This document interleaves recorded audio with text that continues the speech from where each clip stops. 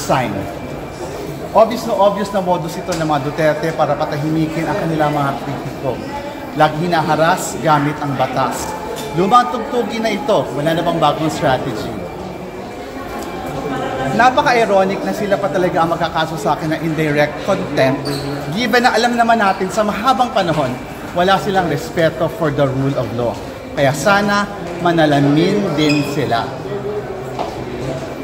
Kung ito ang consequence ng pagpapanagot kay VP Sara Duterte sa kanyang pagnanakaw sa kabayan at bayan at pag-aabuso sa kapangyarihan, then it's all worth it.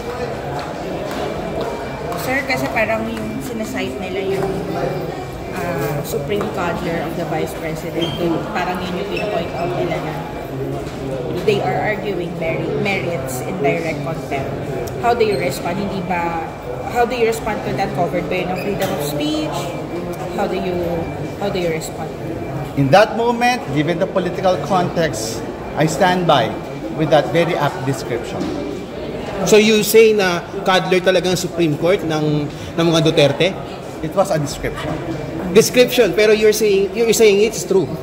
Are you putting it kasi yun yung contention ng case nila eh. You're saying na you're the coddler of the Supreme Court is a coddler of the Dutertes kahit na hindi naman lahat sa appointed by the Dutertes, by President Rodrigo Duterte.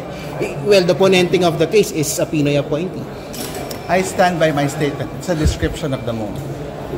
Sir, can you, given what you said, at baka, are you not concerned na baka lalong, hindi na i-reverse ng Supreme Court yung kanilang decision kahit mag-file pa ng MRU? Sa dulo kasi, parang wag natin gamitin itong mga ingay na ito for the Supreme Court to do the right thing, and that is to stand by the Constitution.